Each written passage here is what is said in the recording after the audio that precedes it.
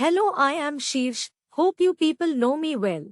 आज मैं अपने पापा डॉक्टर अभिषेक सिंह द्वारा रचित कहानी बड़ा कौन ज्ञान या बुद्धि आप लोगों के समक्ष पेश कर रहा हूँ। ध्यान से सुनिए।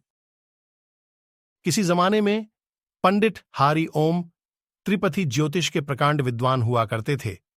उनकी पहली संतान का जन्म होने वाला था।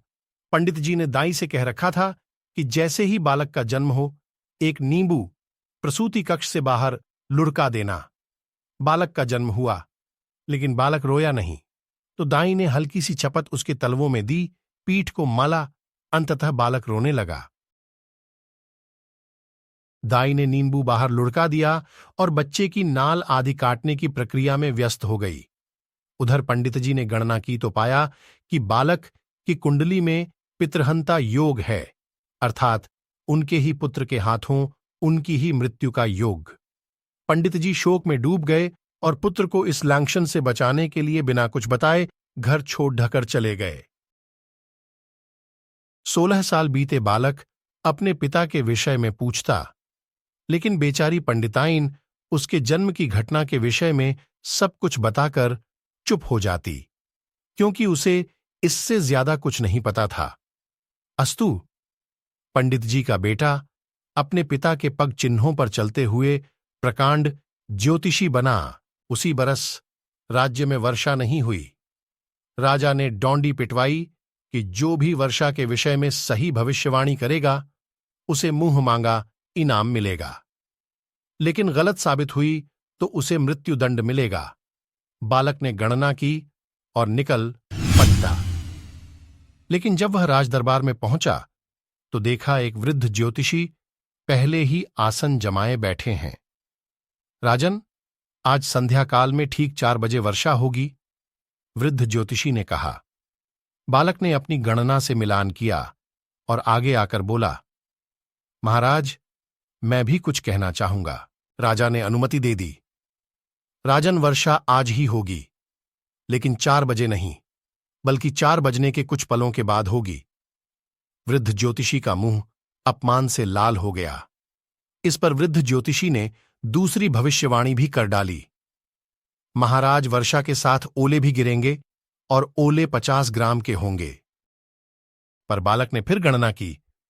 महाराज, ओले गिरेंगे, लेकिन कोई भी ओला 45 से 48 ग्राम से ज्यादा का नहीं होगा। अब बात ठन चुकी थी। लोग उत्सुकता से शाम का इंतजार करने लगे। 3:30 तक आसमान पर बादल का एक कतरा भी नहीं था, लेकिन अगले 20 मिनट में क्षितिज से मानो बादलों की सेना उमड़ पड़ी। अंधेरा सा छा गया।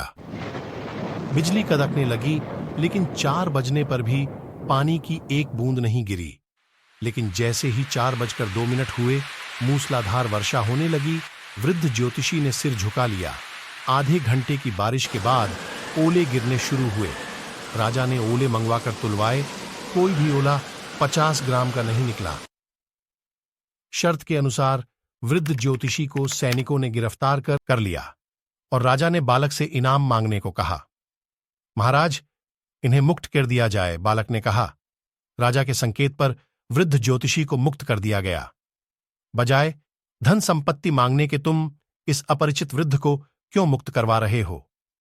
बालक ने सिर झुका लिया और कुछ क्षणों बाद सिर उठाया तो उसकी आंखों से आंसू बह रहे थे, क्योंकि ये 16 साल पहले मुझसे दूर गए। मेरे पिता श्री पंडित हरि ओम जी हैं। था दोनों महल के बाहर चुपचाप आए, लेकिन अंततः पिता का वात्सल्य छलक पड़ा और फफक कर रोते हुए बालक को गले लगा लिया। आखिर तुझे कैसे पता लगा कि मैं ही तेरा पिता हूं, क्योंकि आप आज भी गणना तो सही करते हैं, लेकिन कॉमन सेंस का प्रयोग नहीं करते। बालक ने आंसुओं के मध्य मुस्कुराते हुए कहा। मतलब? पिता हैरान था। वर्षा का योग 4 बजे का ही था, लेकिन वर्षा की बूंदों को पृथ्वी की सतह तक आने में कुछ समय लगेगा कि नहीं? ओले 50 ग्राम के ही बने थे, लेकिन धरती तक आते आते कुछ पिघलेंगे कि नहीं? और दाई मां बालक को जन्म लेते ही नींबू थोड़े फेंक देगी, उसे भी कुछ समय बालक को संभालने में लगेगा कि नहीं? और उस समय में ग्रह संयोग बदल भी तो सकते हैं, और पितृहंता योग पितृरक्षक योग में भी तो बदल सकता है ना? पंडित जी के समक्ष जीवन भर की त्रुटियों की श्रृंखला जीवित हो उठी और वह समझ गए कि केवल 2 शब्दों के गुण के अभाव के कारण वह जीवन भर पीड़ित रहे, और वह था कॉमन सेंस। आप सब श्रोता समझ गए होंगे कि कॉमन सेंस का मतलब ज्ञान के साथ साथ आपको अपने विवेक का भी प्रयोग करना चाहिए। कहानी अच्छी लगी तो मेरे चैनल maths@अभिषेक को लाइक व सब्सक्राइब जरूर करें। मैं अभिषेक अब से फिर मिलूंगा अगले एपिसोड में। धन्यवाद।